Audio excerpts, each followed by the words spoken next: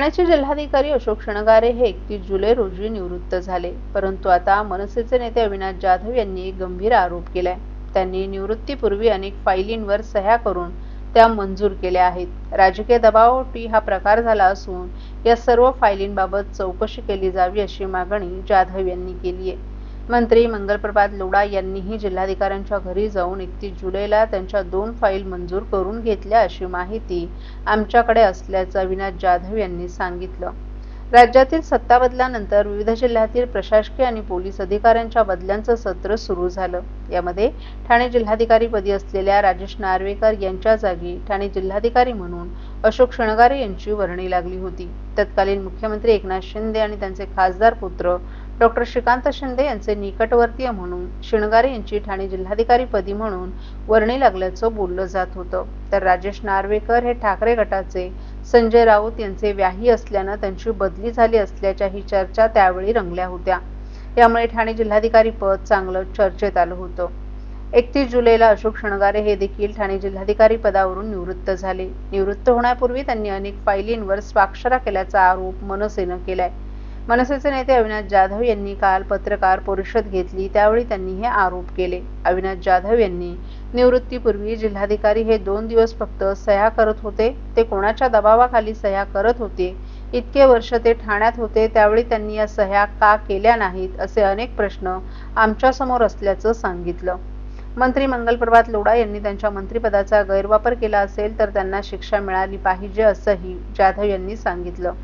लोढा हे ठाणे जिल्ह्यातील सर्वात मोठे बांधकाम व्यावसायिक आहेत। मंगलप्रभात लोढा हे जिल्हाधिकाऱ्यांच्या घरी कशासाठी गेले होते, ते फाईल मंजुरीसाठी गेले होते का याची देखील चौकशी व्हावी असंही जाधव यांनी सांगितलं। अविनाश जाधव यांनी याबाबत सध्याच्या जिल्हाधिकाऱ्यांचीही भेट घेतली आहे।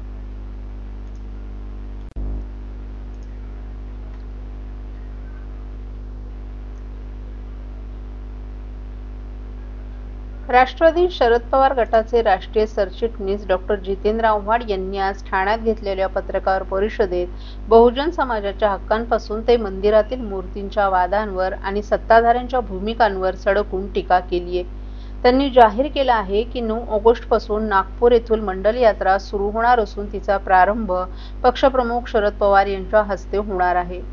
बहुजन समाजाची देशात 90% लोकसंख्या असूनही त्याचं प्रतिनिधित्व केवळ 9% असल्याचं आव्हाड यांनी सांगितलं। ही विषमता संपवण्यासाठी मंडल आयोग लागू झाला, परंतु त्यालाही भाजपनंच विरोध केला होता। ओबीसी समाजासाठी आरक्षणाच्या लढ्याचे जनक डॉक्टर बाबासाहेब आंबेडकर असून मंडल आयोगाच्या अहवालाचा स्वीकार करणारं पहिलं राज्य म्हणजे महाराष्ट्र असल्याचं त्यांनी अधोरेखित केलं। जातीनिहाय जनगणना झाली पाहिजे। सुप्रीम कोर्टानेही आता ओबीसी आरक्षणासाठी निवडणुकीचा मार्ग मोकळा केलाय। बहुजनांनी आपल्या हक्कासाठी आता सज्ज व्हावं असंही आव्हाड यांनी सांगितलं। तुळजापूर मंदिरातील मूर्ती हलवण्याच्या चर्चेवर प्रतिक्रिया देताना आव्हाड यांनी ती शिवाजी महाराजांची कुलस्वामिनी आहे, मूळ जागा बदलणं हे पाप आहे, ही भावनांची ठिकाणं आहेत, विकृत मनोवृत्तीनं त्यावर कुरघोडी करू नये। त्यांनी कालाराम मंदिर आंदोलनाचा संदर्भ देत आंबेडकरांनी जातीय व्यवस्थेला आव्हान दिलं होतं हेही लक्षात आणून दिलं। या पत्रकार परिषदेत त्यांनी भाजपवर अनेक ठोस आरोप केलेत। आज जे स्वतः ओबीसी म्हणवतात त्यांनीच आधी विरोध केला होता। कोर्टात जाऊन आरक्षण रद्द करण्याचा प्रयत्नही केला गेला, तेव्हा आम्हीच त्यांच्या विरोधात उभं राहिलं असंही त्यांनी सांगितलं। ही मंडल यात्रा केवळ रथयात्रा नसून या बहुजनांच्या हक्काचा जागर आहे। आमची लढाई न्यायासाठी आहे आणि ती शांततेत परंतु ठामपणे लढली जाईल असंही आव्हाड यांनी सांगितलं।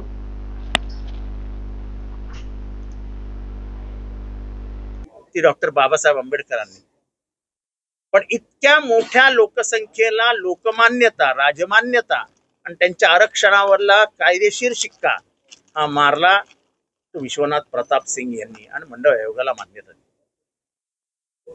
मंडळ आयोगाला विरोध कोणी केला तर मंडळ आयोगाला विरोध हा पहिल्यांदा भारतीय जनता पक्षाकडनं झाला। ओबीसींना आरक्षण मिळत असताना त्याला सर्वाधिक विरोध हा जे कमंडळ हातात घेऊन निघाले होते त्यांनी केला आणि या देशामध्ये मंडळ आयोगाविरुद्ध भूमिका जाहीर केली। पण अशाही परिस्थितीत पुरोगामी महाराष्ट्राचे तेव्हाचे मुख्यमंत्री आणि आमचे नेते श्री शरदचंद्र पवार यांनी राजीव गांधींशी चर्चा करून निर्णय घेतला सॉरी, त्यांनी हा निर्णय म्हणजे घेताना सगळ्यांशी चर्चा करून निर्णय घेतला आणि हा निर्णय महाराष्ट्रात लागू केला आणि मंडळ आयोग पहिल्यांदा देशभरामध्ये जर कुठल्या राज्याने स्वीकारला असेल तर ते राज्य महाराष्ट्र. महाराष्ट्रातील भगिनींना आधार देणारी राज्य शासनाची मुख्यमंत्री माझी लाडकी बहीण योजना. या योजनेअंतर्गत अल्प उत्पन्न गटातील 21 ते 65 वयोगटाच्या भगिनींना मिळणार दरमहा 1500 रुपयांची मदत. अर्ज करण्यासाठी 31 ऑगस्ट 2024 पर्यंत मुदतवाढ. कुटुंबाचं वार्षिक उत्पन्न 2.5 लाख रुपयांपेक्षा कमी असलेल्या महिला पात्र. कुटुंबाकडे पिवळं किंवा केशरी रेशन कार्ड असल्यास उत्पन्नाचा दाखला आवश्यक नाही. पांढरं रेशन कार्ड असेल किंवा रेशन कार्ड नसेल तर कुटुंबाचं वार्षिक उत्पन्न 2.5 लाखांपेक्षा कमी असल्याचा दाखला आवश्यक. योजनेसाठीचा ऑनलाईन अर्ज नारी शक्ती दूत ॲप वरून किंवा पोर्टलवर भरता येईल. ज्या भगिनींना ऑनलाईन अर्ज भरता येत नसेल त्यांच्यासाठी अंगणवाडी, ग्रामपंचायत, वॉर्ड ऑफिस, सेतू सुविधा केंद्रामध्ये किंवा आशाताई बचत गटाच्या CRP यांची मदत उपलब्ध. आता आपल्याला अभिमानानं म्हणता येईल, सुखी आणि सुरक्षित आहे माझी लाडकी बहीण.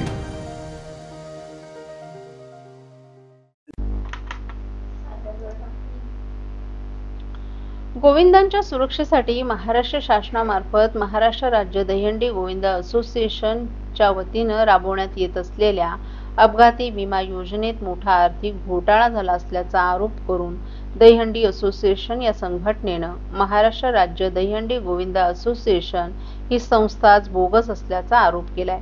तसंच या बोगस संस्थेच्या विरोधात कारवाईसाठी उच्च न्यायालयात दाद मागणार असल्याचं असोसिएशनचे सल्लागार गौरव शर्मा यांनी पत्रकार परिषदेत स्पष्ट केले.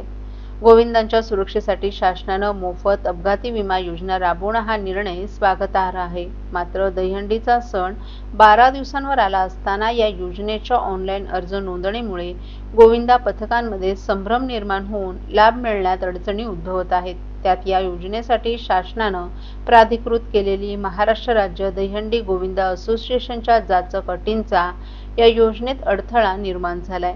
2024 रोजी दहीहंडीच्या 2 दिवस आधी धर्मादाय कार्यालयाकडे नोंद झालेली ही संस्थाच बोगस असून आधीच्या दहीहंडी समन्वय समिती आणि या असोसिएशनमध्ये तेच पदाधिकारी असल्याचं त्यांचं म्हणणं आहे.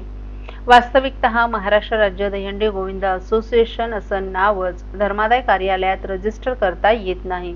तेव्हा संस्थेच्या मनमानी कारभाराविरोधात उच्च न्यायालयात दाद मागणार असल्याचा इशाराही दहीहंडी असोसिएशन यांनी दिला आहे. दहीहंडी उत्सवाच्या आधी 2 ते 3 महिने गोविंदा पथकांचा सराव सुरू होत असताना गोविंदांच्या अपघाती विम्याची तजवीज सरकारनं आता 27 जुलै रोजी केली आहे. ओरिएंटल इन्शुरन्स कंपनी 1 महिन्याचा प्रीमियम आकारून लाभ केवळ दहीहंडी दिवशीच देणार आहे. त्यामुळे सरावादरम्यान गोविंदांना जर दुर्घटना झाली तर जबाबदार कोण असा सवालही दहीहंडी असोसिएशनच्या पदाधिकाऱ्यांनी केला आहे. तर दहीहंडीला 12 दिवस उरले तेव्हा तात्काळ एक खिडकी योजना सुरू करावी. तसंच आमच्याकडे 250 गोविंदा पथकांची यादी असून गोविंदांचा विमा उतरवण्यासाठी शासनानं आम्हालाही सोबत घ्यावं असा अर्ज असोसिएशनचे सचिव कमलेश भोई, रोहिदास मुंडे आणि समीर पेंढारे आदी पदाधिकाऱ्यांनी केला आहे.